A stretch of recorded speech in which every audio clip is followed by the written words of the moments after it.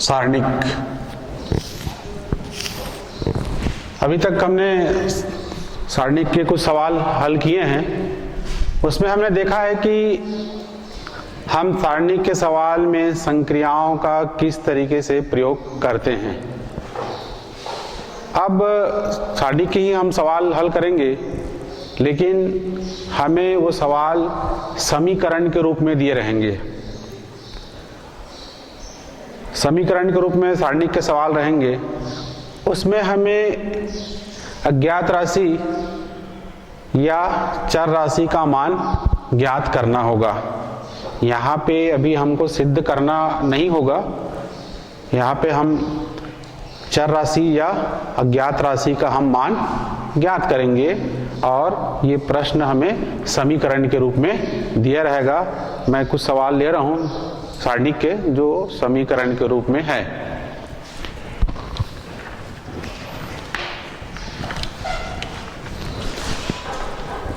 देखिए पहला सवाल देखिए, सारणिक x + 1 पहले पंक्ति का हो जाओ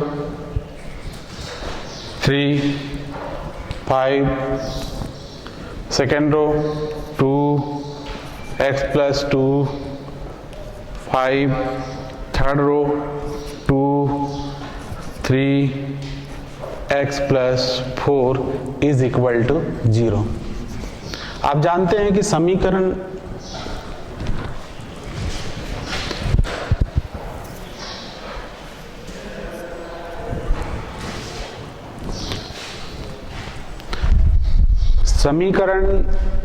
के दो पक्ष होते हैं, बायां पक्ष और दायां पक्ष।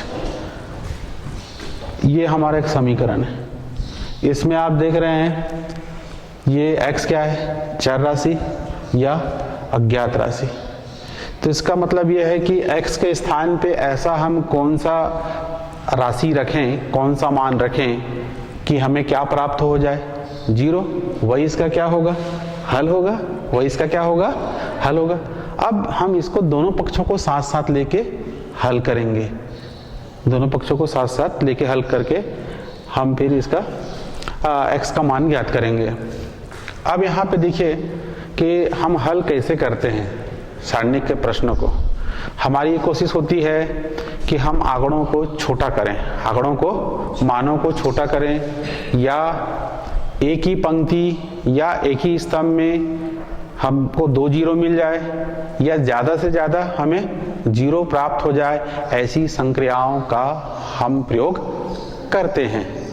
तो सीधा सीधा हमको यहाँ पे 0 तो नहीं मिल पाएगा, ऐसा लग रहा है। एक आध जगह मिलेगा मिलने के लिए, लेकिन हम ऐसे कुछ यहाँ पे संक्रिया लगाते हैं जिससे हमारा काम थोड़ा इजी हो जाए और सरल तरीके से हमें हल करने में हमें कोई परेशानी ना हो। तो हम देखते हैं यहाँ पे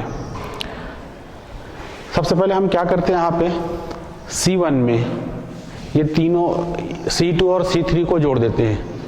किस पे, C1 में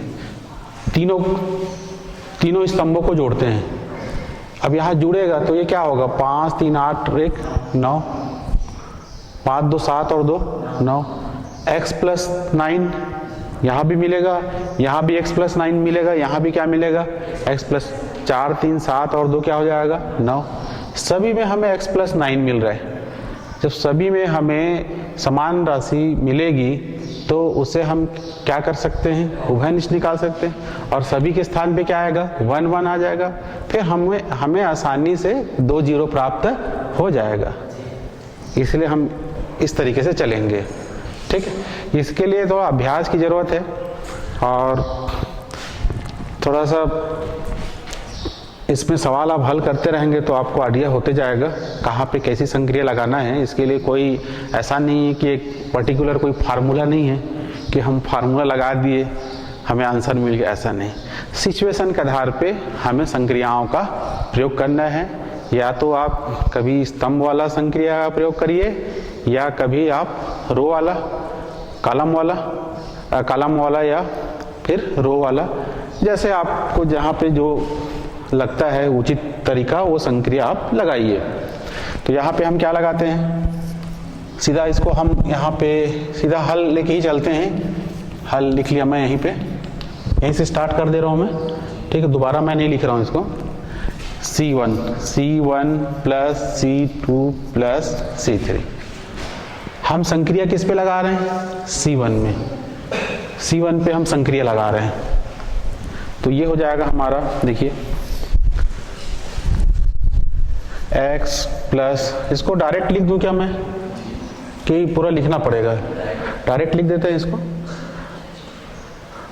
डायरेक्ट हम इसको लिखते हैं, डायरेक्ट इसको हम लिख देते हैं, डायरेक्ट इसको हम लिख देते हैं 5 3 8 और ये कितना हो जाएगा 9, 5 2 7 और 2 9, x धन 9, 4 3 7 और 2 9, x धन 9, ये हो गया x धन 9, x धन 9, x धन 9,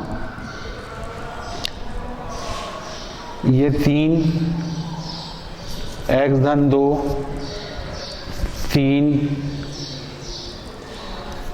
5 5, x धन 4 बराबर 0। ये समीकरण है, इसमें हमें दोनों पक्षों को लेके चलना होगा साथ साथ, लेफ्ट हैंड और राइट हैंड को। अब यहाँ पे हम क्या करेंगे, x प्लस 9 उभयनिष्ठ लेंगे, कहाँ से? C1 से, C1 से x प्लस 9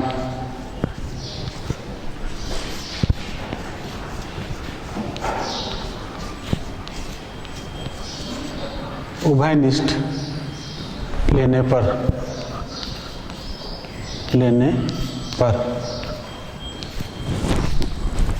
तो ये हो जाएगा हमारा x प्लस 9 उभयनिष्ठ निकल गया। तो यहाँ पे क्या बचेगा? 1 1 1, ये हो जाएगा हमारा 3, x plus 2 3 5 5, x plus 4 is equal to 0।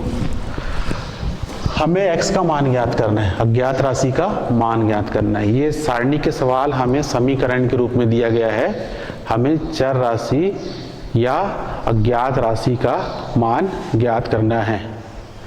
चर राशि या अज्ञात राशि का मान हमें ज्ञात करना है।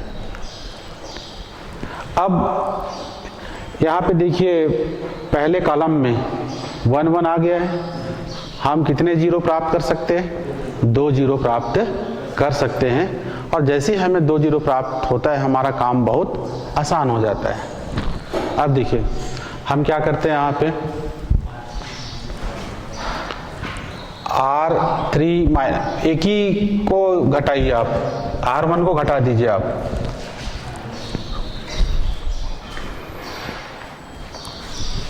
यहाँ पे हम R2 माइनस R1 तथा R3 माइनस R1, किसी एक को दोनों में घटाइए, ये ज़्यादा अच्छा है। किसी एक को आप दोनों में घटाइए। हम किसको घटा रहे हैं? R1 को। किस में से? R1 को घटा रहे हैं हम R2 में से, फिर R1 को हम किससे घटा रहे हैं? R3। तो यहाँ से 1 माइनस 1 क्या हो जाएगा? 0 होगा। 1 माइनस 1 क्या हो जाएगा? 0 हो जाएगा। ठीक है। अब देखिए x प्लस 9 एक गुणनखंड हो गया इसका समीकरण का। अब इसमें कोई चेंज नहीं होगा। किसमें? R1 में। संक्रिया कहाँ पे लग रही है? R2 और R3 पे संक्रिया लग रही है। R1 में कोई चेंज नहीं होगा। तो 1 3 5 और ये हो जाएगा 1 माइनस 1 क्या हो जाएगा? ये 0। संगत अवयव घटते हैं। x plus 2 minus 3, x minus, x plus 2 minus 3 होगा, तो ये हो जाएगा x माइनस 1, x माइनस 1, ये क्या हो जाएगा, 0 हो जाएगा। फिर R3 में हम घटाएंगे R1, यहाँ पे घटेगा, ये घटेगा, तो ये हो जाएगा 0। फिर यहाँ पे हमें क्या मिलेगा, यहाँ भी 0 मिल रहा है, x माइनस 1, ये तो बहुत सारे 0 मिल गए हमें और हमारा काम इजी हो जाएगा।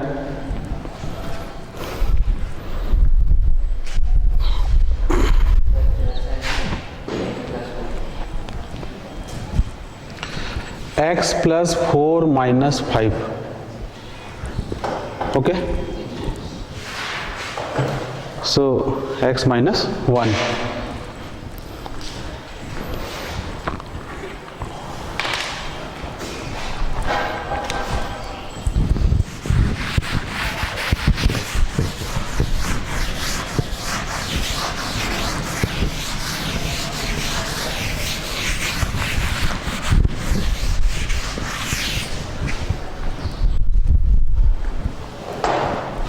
अब देखिए यहाँ पे, अब हमें किसके सापेक्ष प्रसार करना चाहिए, C1 के सापेक्ष भी कर सकते हैं, इसके सापेक्ष भी कर लेना चाहिए हमें, R2 के सापेक्ष। यहाँ भी 2 0 है, इसमें भी कितने 0 हैं, 2 0, R3 में, तो हम C1 के सापेक्ष प्रसार कर लेते हैं इसको।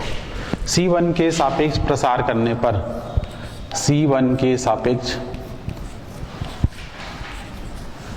प्रसार करने पर, प्रसार करने पर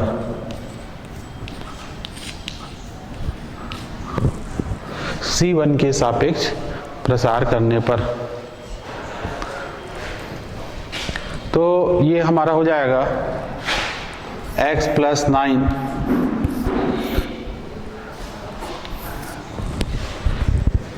यहाँ पे देखिए ये तो 0 है, इसके साथ जो भी इनटू होगा वो क्या आएगा, 0, इसके लिए भी क्या मिलेगा, 0। इसकी पोजीशन क्या है, ये 3 1 प्लस 4 प्लस आएगा, प्लस माइनस और प्लस, ऐसा चलेगा, ये 0 माइनस, ये 0 प्लस, ये हो जाएगा हमारा, हम C1 के सापेक्ष ले रहे हैं ना, C1 के सापेक्ष, C1 के सापेक्ष ले रहे हैं, तो ये ऐसा आएगा, ये ठीक है, उसमें भी आंसर आ जाएगा, कोई दिक्कत वाली बात नहीं है, लेकिन हम यहाँ पे C1 के सापेक्ष लिख चुके हैं, तो ये हो जाएगा हमारा 1, और ये छूटेगा और ये छूटेगा, उसका संगत उपसारणिक, उसका संगत उपसारणिक, ये बचेंगे, ये इसका इधर गुणा होगा -0, ये हो जाएगा हमारा x माइनस 1 होल स्क्वायर -0 -0, इसके लिए 0, इसको जस्ट थोड़ा इसे लिख देते हैं, प्लस 0 0, ये हो गया, is equal to 0।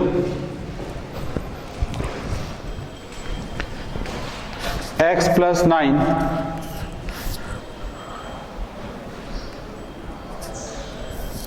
x minus 1 whole square,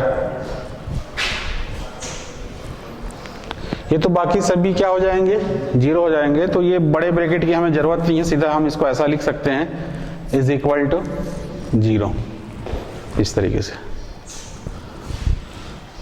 तो ये हमारे पास 2 गुणनखंड है, लेकिन यहाँ पे घात 2 है, ये 3 गुणनखंड हो जाएंगे, इसको हम इस तरीके से लिखते हैं, x plus 9 into x minus 1 into x minus 1 is equal to 0।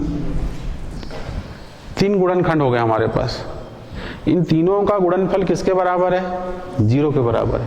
ये 0 तभी होगा जब इसमें से कोई एक पद क्या होगा? 0 होगा। अब हमें पता नहीं है कौन पद 0 है, तो इसको हम अलग अलग सबको क्या लेके चलते हैं? 0 लेके चलते हैं। इसको हम लिखेंगे x + 9 इज इक्वल टू 0 या x - 1 इज इक्वल टू 0। ये दोनों आंसर सेम रहेगा, दोनों वैल्यू सेम रहेगा यहाँ पे। या x - 1 इज इक्वल टू 0, और ये हो जाएगा हमारा x इक्वल टू -9 या x इक्वल टू 1 या x इक्वल टू 1। ये हमारा आंसर हो गया।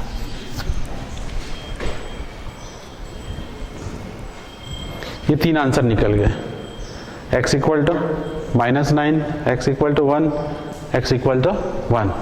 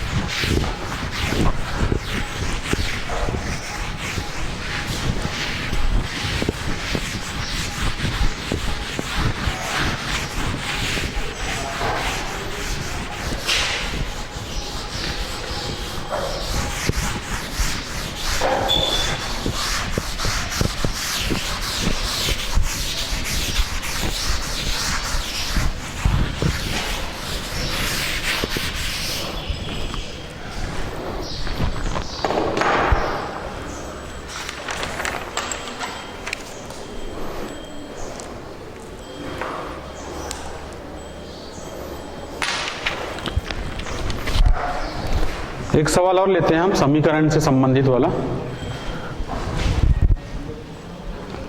हल कीजिए।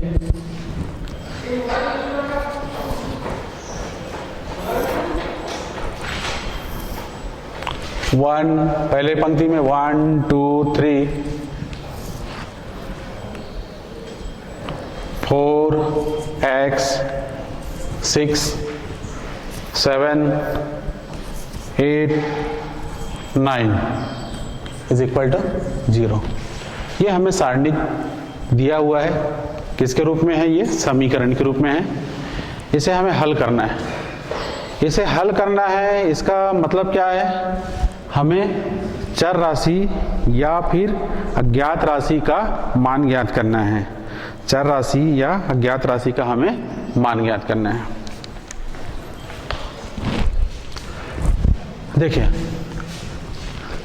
यहाँ पे सबसे पहले हम संक्रिया लगा के हम ज़्यादा से ज़्यादा 0 प्राप्त करना की कोशिश करते हैं, हमें ज़्यादा से ज़्यादा 0 मिल जाए।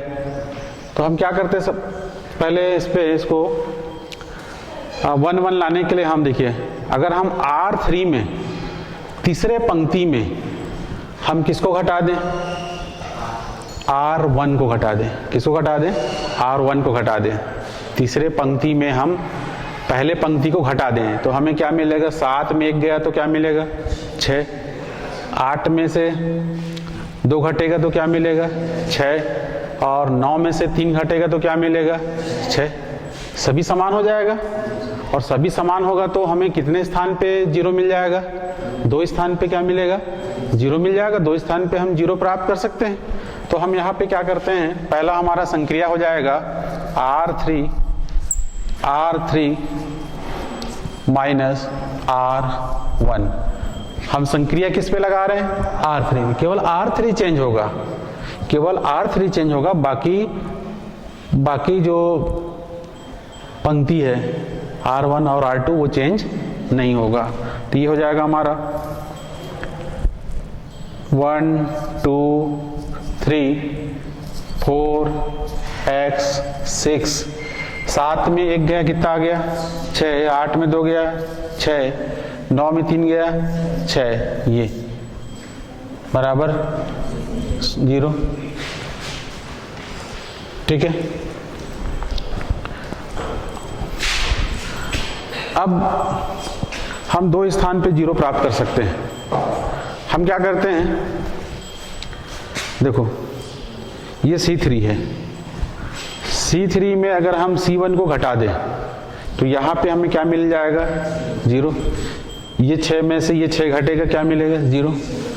C2 में से हम घटा दें C1 को तो यहाँ भी क्या मिल जाएगा, 0 मिल जाएगा, और फिर हमारा काम काफ़ी आसान हो जाएगा। तो हम यहाँ पे संक्रिया लगाते हैं, यहाँ पे संख्या लगाते हैं C2 माइनस C1 तथा C3 माइनस C1।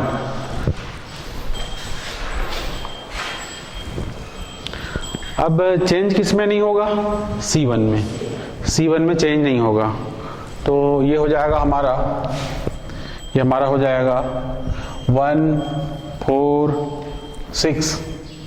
अब देखिए C2 में आप घटा रहे हैं, किसको घटा रहे हैं, C1 को, तो 2 में से 1 घटेगा, एक आएगा यहाँ पे। ये x में से 4 घटेगा, x ऋण 4। ये 6 में से ये 6 घटेगा, यहाँ पे क्या आ जाएगा, 0 आ जाएगा। अब यहाँ पे देखिए 3 है, ये 3 में से 1 घटेगा, 2 आएगा। फिर 6 में से 4 घटेगा, 2। ये 6 है, इसमें से ये 6 घट जाएगा, 0 हो जाएगा, बराबर 0।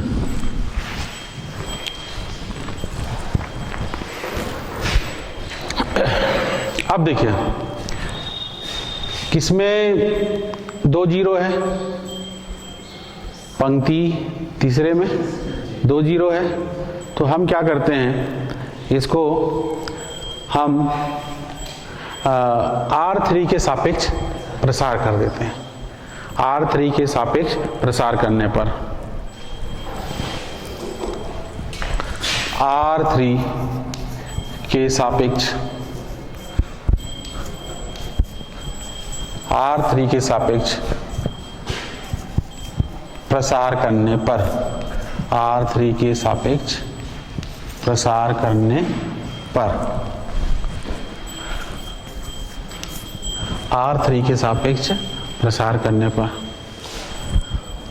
तो ये हो जाएगा हमारा 6, पहला एलिमेंट R3 का पहला एलिमेंट हो गया। अब बाकी के लिए तो हमें क्या मिलेगा, 0 मिलेगा। सीधा इसको हम ऐसा लिख सकते हैं, 6 का उपसारणिक क्या होगा, ये छूट जाएगा, ये छूटेगा, इसका उपसारणिक हमें मिलेगा 1x minus 4 2 is equal to 0।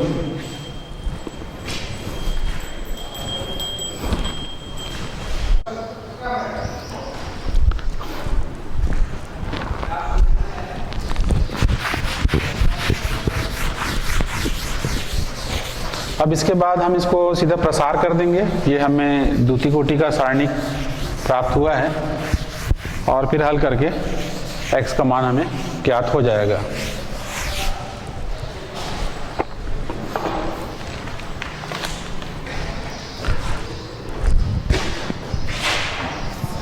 This implies that 6 कोष्टक में हो जाएगा। ये मुख्य विकर्ण, 2 मुख्य विकर्ण का अवयवों का गुणनफल ऋण, ये हो जाएगा 2 कोष्टक में x ऋण 4 कोष्टक बंद, फिर बड़ा कोष्टक इज इक्वल टू 0।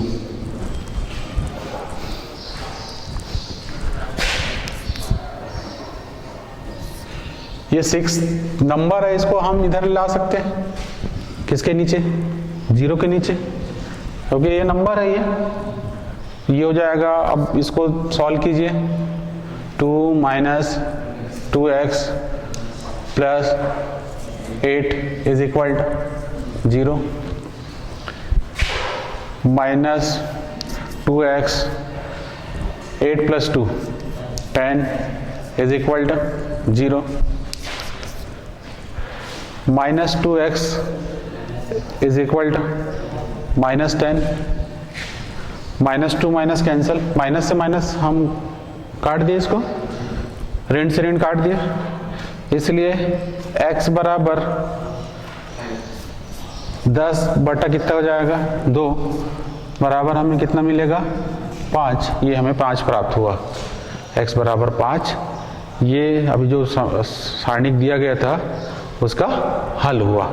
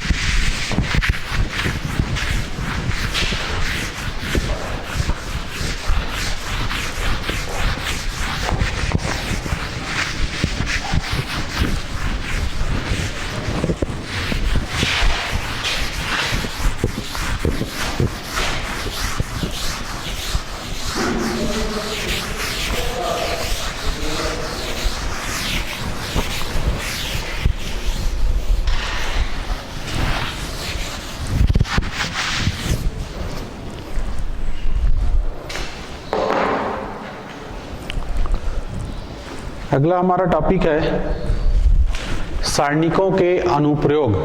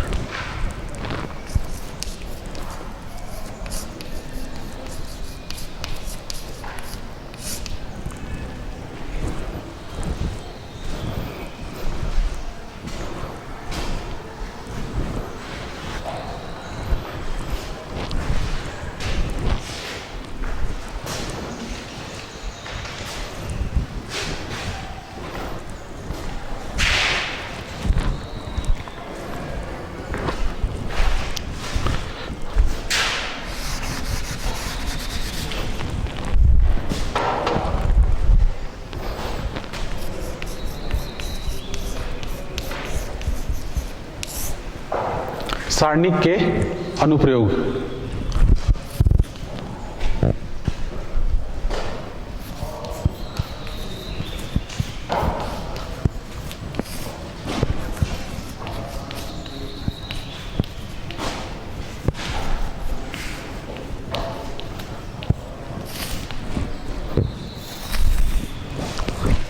जो हमने सारणिक पढ़ा है उसका क्या यूज है, उसका प्रयोग कहाँ पे होता है? तो पहला इसका अनुप्रयोग है, इसके द्वारा हम त्रिभुज के क्षेत्रफल ज्ञात कर सकते हैं यदि त्रिभुज के तीनों शीर्षों के निर्देशांक हमें दिए गए हों। त्रिभुज के तीनों शीर्षों के निर्देशांक यदि हमें दिए गए हों तो हम त्रिभुज का क्षेत्रफल सारणिक के विधि द्वारा हम ज्ञात कर सकते हैं। तो देखिए, एक त्रिभुज है, पहला इसका शीर्ष है x1 y1,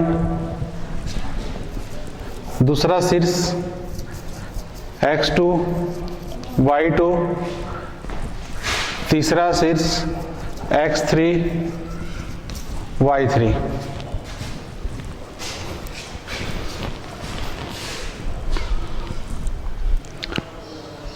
अगर किसी त्रिभुज के तीनों शीर्ष अगर हमें दिए गए हैं तो हम त्रिभुज का क्षेत्रफल ज्ञात कर सकते हैं। तो इसके लिए सूत्र है हमारे पास, त्रिभुज का क्षेत्रफल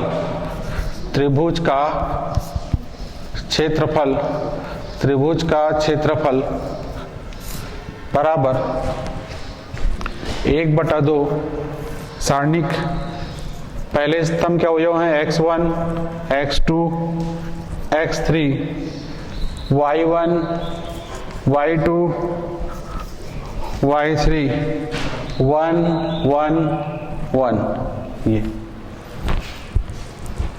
ये फार्मूला है, ये सूत्र है। इसके द्वारा हम किसी त्रिभुज का क्षेत्रफल ज्ञात कर सकते हैं।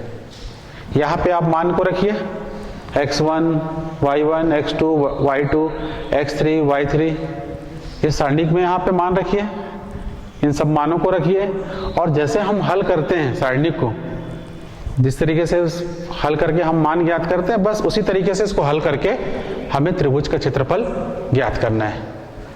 जिस प्रकार हम सारणिक में कैलकुलेट करते हैं, बस उसी तरीके से कैलकुलेट करके हमें मान, जैसे गणना करते हैं उसी तरीके से गणना करके हमें मान ज्ञात करना है। इससे संबंधित हम एक आध सवाल लेते हैं।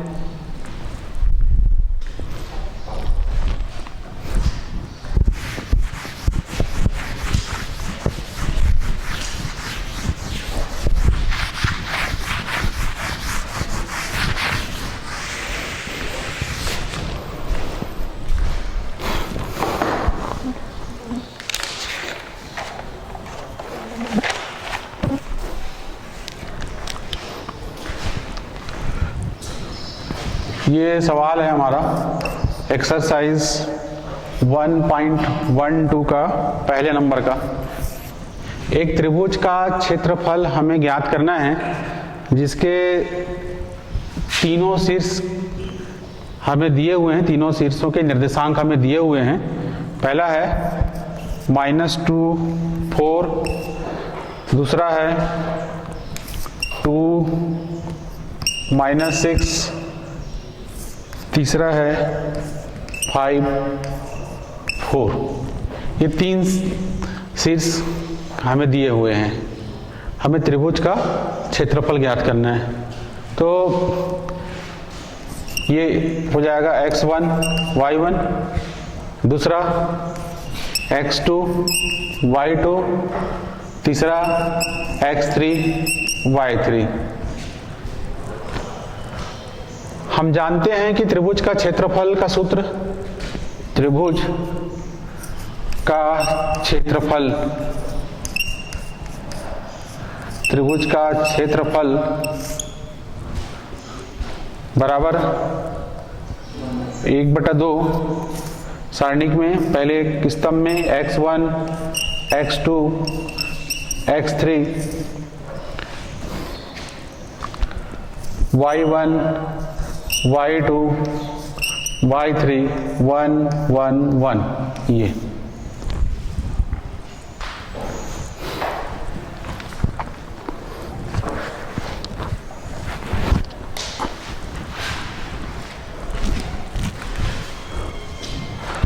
अब यहां पे मानों को रख दीजिए। त्रिभुज का क्षेत्रफल बराबर 1/2 x1 -2 x2 2 x3 5 y1 4 y2 -6 y3 4। तीसरे स्तंभ में 1, 1, 1। ये हो गया।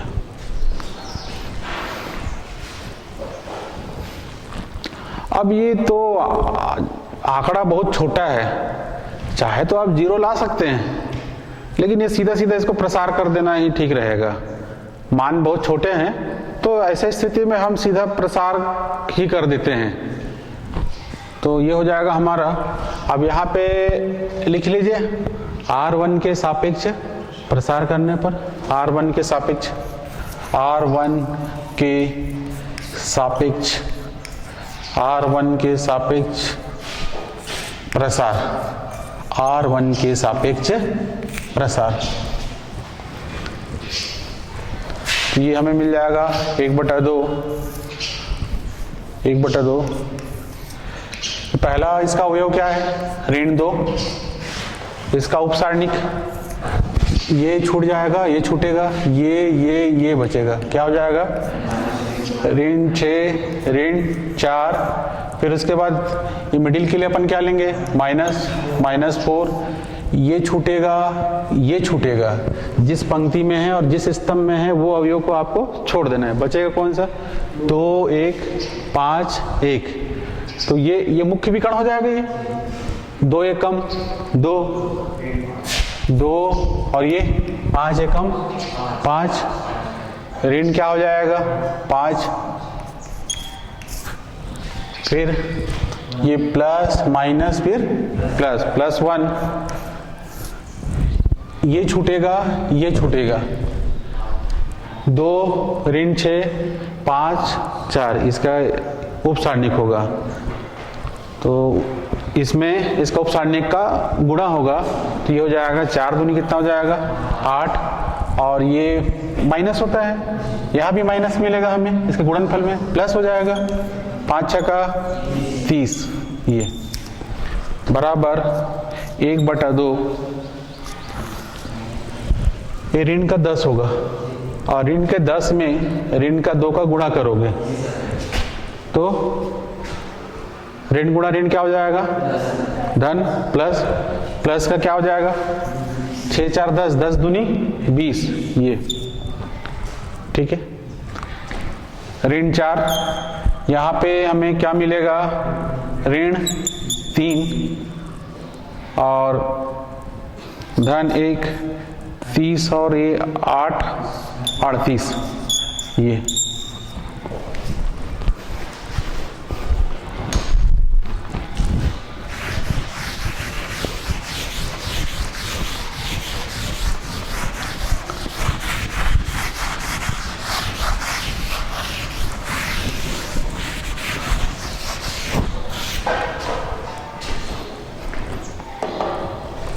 अब देखिए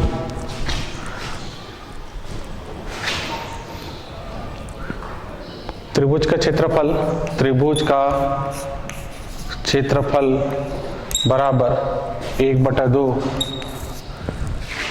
20, ये माइनस इंटू माइनस क्या हो जाएगा, प्लस 12, 38 से कम 38, ये हो जाएगा बराबर 1/2 गुणा 38 और 12 50, 50 और 20 70, काट दीजिए इसे 2 से, 2 एकम 2, 2 35 70। तो क्षेत्रफल है, तो क्षेत्रफल को हम किससे मेजर करते हैं, किससे मापते हैं, वर्ग से। 35 वर्ग इकाई, 35 वर्ग इकाई, ये इसका उत्तर होगा। इस तरीके से हम अगर किसी त्रिभुज के तीनों शीर्षों के निर्देशांक हमें दिए गए हैं तो हम सारणी के द्वारा हम उसका क्षेत्रफल ज्ञात कर सकते हैं। ये सूत्र आपको, जो सूत्र मैंने लिखा था उसको आपको याद करना होगा।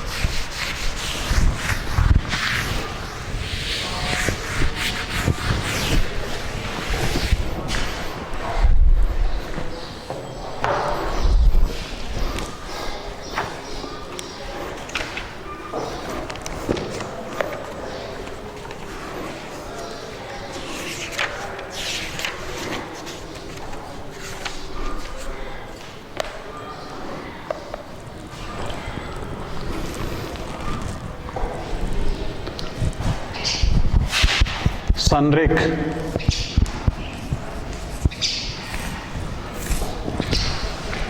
यदि हमें तीन बिंदुओं का निर्देशांक हमें दिया गया है, 3 बिंदुओं का हमें निर्देशांक दिया गया है। अब हम ये सिद्ध करना है कि सिद्ध कीजिए कि ये जो बिंदुएं हैं वो संरेख है। संरेख का तात्पर्य क्या होता है? संरेख का अर्थ होता है एक समान रेखा पे, एक ही रेखा पे यदि 3 या 3 से अधिक बिंदु एक ही रेखा पर स्थित हैं तो वो क्या कहलाएगा? संरेख कहलाएगा। ये 3 बिंदु A, B, C, पहले का निर्देशांक x1, y1, दूसरे का x2, y2 और तीसरे का x3, y3, ये संरेख बिंदु हैं। क्या ऐसे स्थिति में त्रिभुज का निर्माण होगा? जब त्रिभुज का निर्माण ही नहीं होगा, त्रिभुज ही नहीं बनेगा, तो उस समय क्या होगा? उसका क्षेत्रफल क्या होगा? 0 होगा। तो यदि हमें ये कहा जाता है कि सिद्ध कीजिए कि ये बिंदुएं संरेख हैं, तो वहां पे हमें क्या लाना है? त्रिभुज का क्षेत्रफल 0 लाना है। इस प्रकार के प्रश्न आप 10th क्लास में भी निर्देशांक ज्यामिति में पढ़ चुके हैं। संरेख की स्थिति में आपको त्रिभुज का क्षेत्रफल क्या लाना है? 0। कुछ प्रश्न इस प्रकार से हैं कि दिए गए बिंदु संरेख हैं तो k का मान ज्ञात कीजिए। इसमें से कोई एक निर्देशांक हमें नहीं दिया रहेगा, अज्ञात रहेगा, k या कुछ भी दे देगा, या जो भी x या y लिखा रहेगा उसे हमें ज्ञात करना होगा कि सिद्ध दिए गए बिंदु संरेख है तो k का मान ज्ञात कीजिए। उस कंडीशन पे हम क्या करेंगे? उस स्थिति में क्या करेंगे? हम त्रिभुज का क्षेत्रफल किसके बराबर रखेंगे? 0 के बराबर। किसके बराबर? संरेख है। संरेख है का मतलब यह है त्रिभुज का क्षेत्रफल क्या है? 0 है। आप 0 के बराबर रख के एक समीकरण तैयार करोगे, फिर वहां से जो भी अज्ञात राशि है, जो भी अज्ञात जो निर्देशांक है, उसका मान आप ज्ञात करोगे। तो इस टॉपिक के अंतर्गत, सारणिक के अनुप्रयोग के अंतर्गत ये सब बातें हैं। त्रिभुज का क्षेत्रफल ज्ञात करना, संरेख की स्थिति में क्या होगा? संरेख की स्थिति में हम त्रिभुज का क्षेत्रफल क्या दिखाएंगे? 0 दिखाएंगे। अगर संरेख दिया हुआ है तो संरेख अगर दिया हुआ है तो वहां पे हम त्रिभुज का क्षेत्रफल क्या लेके चलेंगे? 0 के बराबर लेके चलेंगे, और वहां पे जो भी अज्ञात जो निर्देशांक रहेगा उसका मान हम ज्ञात कर लेंगे।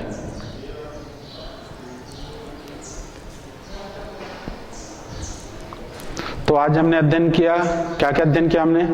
सारणिक के अनुप्रयोग के अंतर्गत हमने सबसे पहले क्या पहले हमने अध्ययन किया समीकरण, सारणिक के जो समीकरण है उसको कैसे हल किया जाता है, ये हमने हल किया।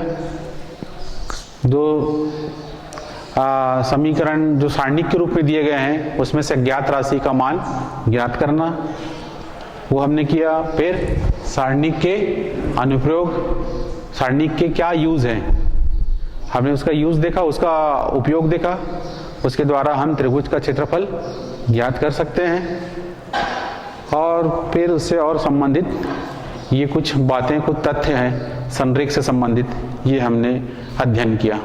इसी के साथ आज की हमारी कक्षा यहीं पे समाप्त होती है। धन्यवाद।